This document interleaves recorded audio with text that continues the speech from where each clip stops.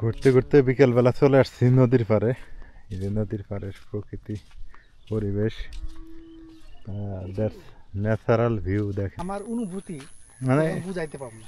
অনেক সুন্দর না?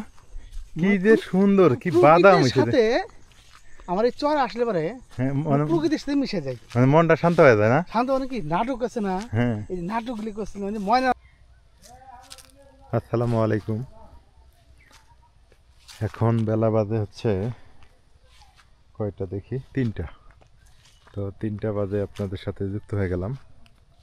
একটা বিষয় আপনাদের সাথে শেয়ার করি, সেটা হলো যে অনেক মানুষ আছেন যারা চাকরি করেন, ব্যবসা করেন, বা অন্য কোনো প্রজেক্টে কাজ করেন। দেখা গেল আপনি কৃষিকাজ করতে সময় পান না, কৃষিকাজ করার সময় আপনার নাই, কিন্তু জায়গা জমি পড়ে আছে, বর্গা দিছেন, কন্ট্রাক্ট দিছেন। তাদের জন্য হতে পারে আজকের ভিডিওটা একটা ভালো দিক। কেন বললাম? এই যে জমিটা দেখেন, ওই যে সূর্যি মামা দেখেন কত উপরে, রোদ লাগতেছে বলি। এই জমিটাতে কত সুন্দর সুপারি গাছ লাগানো হয়েছে। খরচ মাত্র তখনই হয়েছে যখন এই সুপারি গাছ লাগাইছে তখন। আর এটা লাভ সারা বছর পাবে। প্রতি বছরে যদি এই বাগান থেকে 40-50 হাজার টাকা করে আসে, লস কোথায়? তো এইরকম যদি আরও 12-14টা বাগান করা যায় বা বেশি প্রজেক্ট আকারে করা যায়, তাহলে কিন্তু বছরে এরকম 4-5 লাখ টাকা ইনকাম করা সম্ভব। কিন্তু এটা আবার হচ্ছে যারা ওই মানে ব্যবসা করেন, চাকরি করেন, তার পাশাপাশি এটা করতে হবে। এটা হচ্ছে কেমন, আপনার ওই আপনি প্রতিদিন ইনকাম পাবেন তা না, এটা বছরে একদিন পাবেন, কিন্তু একটা মোটা অঙ্কের টাকা পাবেন। এটা হতে পারে একটা ভালো একটা আইডিয়া, অনেক সুন্দর। আমি মনে মনে প্ল্যান করলাম যে এইরকম যদি একটা বাগান করা যায় মন্দ হবে না। যদি প্লেস মতো জায়গা পাওয়া যায়, প্লেস মতো জায়গা নিয়ে এরকম একটা বাগান করতে পারলে অনেক লাভ হবে। যেমন এই যে ধানি জমি করতে গেলে, ধান করতে গেলে আপনার এই দেখেন গোবরের সার ফেলা থেকে শুরু করে লাঙ্গল দিয়ে হাল চাষ করা, পানি দেওয়া, হ্যাঁ, তারপরে লেবার নেওয়া, মানে হচ্ছে অনেক খরচ। তো দেখা গেল 3-4 মাস পর ওই খরচটা উঠে আসে আর সামথিং কিছু লাভ হয়। তাতে আবার এটাতে কি আপনার লেগে থাকতে হবে, আপনি সাথে না থাকলে এটা কাজ করতে পারবেন না। কিন্তু যখনই আপনি এই যে এরকম প্রজেক্ট করবেন, সুপারি বাগান বা শুধু যে সুপারি বাগান তা না, আম বাগান, লিচু বাগান, এগুলো যদি করতে পারেন, এটা কিন্তু একটা লাভজনক ব্যবসা হতে পারে। অনেক সুন্দর সুপারি ধরছে, এই যে কত সুন্দর সুপারি। কিন্তু আমি, অনেকেই বলেন ভাই আপনি করেন না কেন? ওই যে আমি গোড়াতে আটকায় গেছি, সেটা হলো যে আমার জায়গা জমি নেই। তবে এখন যদি করতে যাই, নতুন করে জায়গা কিনতে হবে, জমি কিনতে হবে, কিনে কিনে করতে হবে। তো আমার কাছে ভালো একটা দিক মনে হলো এই সুপারি বাগান। আপনাদের কাছে কেমন মনে হলো একটু জানাইন। তবে ব্যবসার পাশাপাশি করতে হবে, অথবা চাকরির পাশাপাশি। এটার উপর ডিপেন্ড করে থাকা যাবে না, তাহলে সংসার চলবে না। আবার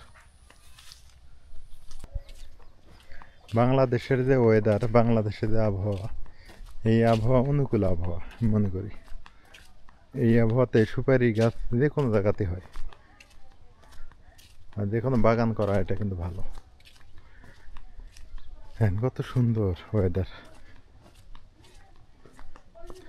তো সবজি চাষ, ধানে আমি মনে করি লাভ কম, কিন্তু ওই যে আমাদের খাইতে হবে ধান, আমাদের চাল খাইতে হয়, এই জন্য আমাদের করতে হয়। তবে লাভজনক ব্যবসা কিন্তু এগুলি। ওয়াও, কি রোদ উঠছে, কনকনা রোদ উঠে গেছে। এই রাস্তাটা ধুলা হয়ে গেছে, এখন তো ধুলা বালুর দিন।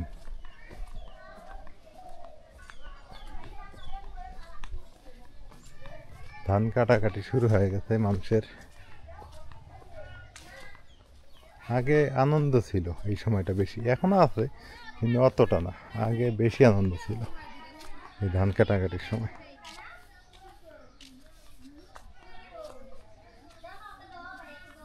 শিম গাছ,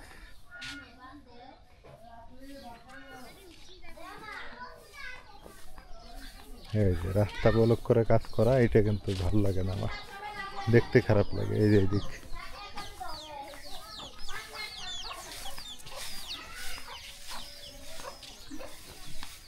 রাস্তা ব্লক করে দিয়েছেন, মানুষের যদি অটো ধরি যায় এলা, অটো ধরি গেলে মোটরসাইকেল ধরি যায়।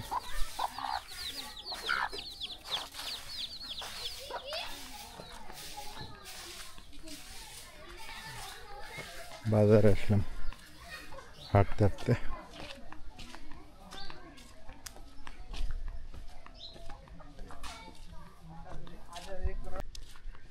ঘুরতে ঘুরতে বিকেলবেলা চলে আসছি নদীর পাড়ে। এই যে নদীর পাড়ের প্রকৃতি পরিবেশ, ন্যাচারাল ভিউ দেখেন কত সুন্দর। আমার কাছে মনে হয় তো এটা ছোটোখাটো একটা সাগর, কক্সবাজার, মিনি কক্সবাজার। সূর্য মামা অস্ত যাইতেছে, আর এই দিক দিয়ে নদীর পানি। দেখি আমি চরের মধ্যে যাইতে পারি আজকে, আপনাদের সাথে একটু শেয়ার করব চরের দৃশ্যগুলো।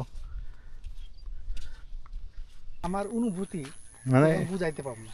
অনেক সুন্দর না, কি যে সুন্দর, কি বাদাম প্রকৃতির হয়েছে। সাথে আমার এই চর আসলে পরে হ্যাঁ, মানে প্রকৃতির সাথে মিশে যায়, মানে মনটা শান্ত হয়ে যায় না। শান্ত মানে কি নাটক আছে না, হ্যাঁ এই যে নাটকগুলি করছিলাম, মানে ময়না নাটকের যে ইয়েগুলো করলাম না চরের মধ্যে। হ্যাঁ, আর এই যে আমি নাটক করতাম, এই যে আমার ফ্রেন্ড সহ সেই কথা বলতেছে যে দেখেন গল্প করতেছে। বাদাম হয়েছে কি সুন্দর রে, দেখ দেখ বাদাম গুলা কি সুন্দর, বাদাম ধান। চর অনেক দিন পরে আসলাম না এই চরে, কয় বছর পর ঢুকলাম রে। আমি এর মধ্যে একবার ঢুকছিলাম 2 বছর আগে, একদিন মনে আসছিলাম তোর বাবিক নিয়ে। হ্যাঁ, ওই মধ্যে চলে যাবি, না, ওই চরে যাবো না, ওই চরে আর একদিন যাবো। আজকে এই চরটাই ঘুরি, এই চর অনেক দূর আছে।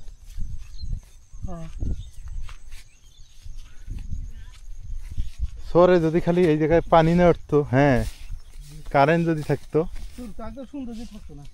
তাহলে ফির চরের সৌন্দর্য থাকতো না, এই আর কি। আমি চরে বাড়ি করতাম, সত্যি কথা, এত সুন্দর ধান হয়েছে, কৃষি ক্ষেত খামার কত সুন্দর। হুম, সবুজ শ্যামল প্রকৃতি, বিশেষ করে নাটকের জন্য হ্যাঁ একদম পারফেক্ট একটা জায়গা। পারফেক্ট, মানে একদম পারফেক্ট।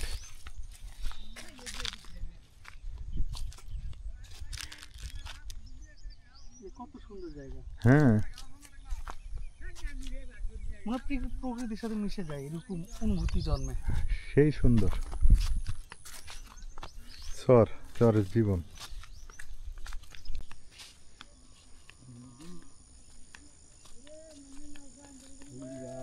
অনেক ভালো লাগলো আজকে ঘুরে চরের মধ্যে। চরের মধ্যে আসলে মন বড় হয়ে যায়, খোলামেলা হয়ে যায় মন। তুমি দুপুরের পর আজকে কই গেছিলে? আরে এক বন্ধু হয়েছে, হ্যাঁ, ওর সাথে গেছি চরে, নদী পার হয়ে গেছিলাম। কি আমরা সুন্দর, ঘুমাইছি আর ওইটা দেখি নাই কে, বাড়ি একবারে ফাঁকা, এদিক ওদিক তাকায় যায় দেখি কেউই নাই। চরে যে এত সুন্দর ইয়ে হয়েছে তোমার। ওই তো বয়ে যদি যাবে আর কয় যে চলো একটু ঘুরতে যাই, তখন ওই যে খালি দল নদীর পার থেকে নিয়ে আসে পরে ঘোরা হয়েছে। ছোট বাচ্চাদের আর তোমার আজকে বন্দুক হয়েছে, আজকে বন্দুক নিয়ে গেছে। বন্ধু বান্ধবী এগুলার মতো লাইফ জীবন হবো না, এটা আমার ক্ষেত্রে না, খালি তোমার ক্ষেত্রেও তাই। এগুলা খোলামেলা জীবন, গল্প গুজব। আমি তো জীবন হইলে তোমাকে ছুঁয়ে গেলাম না, যেটা সত্যি কথা, তোমার সাথেই নিয়ে গেলাম। আচ্ছা যাইনি, তুমি বন্ধু যাবা যাবা যাবা চরে যাবে, তুমি বন্ধু পায় বৌসর মাক বেহে কি বিলে গেছো, যাবে চরে, একলাই গেছো। চরে যাবে কোন দিন ঘুরবে? আর যাবো না তোমার সাথে, ওই যে হ্যাঁ, তুমি যে আগে যা দেখে আইছো। তো অনেক সুন্দর হয়েছে রে, বাদাম গুলো যে হয়েছে চরে। আমাকে শুনে লাভ কি, আমাকে কি নিয়ে গেছো। যাক, সবাই ভালো থাকিয়েন। এই যে বাড়িতে আসছি, এই যে এলো অবস্থা, আর একটা চা বানাও, চা খাবো। আমার ঘুরবার নিয়ে যাও না, আমার কাছে চা খাইবে, চৌকে চা দহন বন্ধু করবার নয়, বন্ধু খাইলো নি। বন্ধু তো খাওয়াবোই, বন্ধু করলেই তো খাওয়াই। তাহলে আবার বাড়িতে এসে চাচাকে ফোন থেকে খায় শেষ পেলে না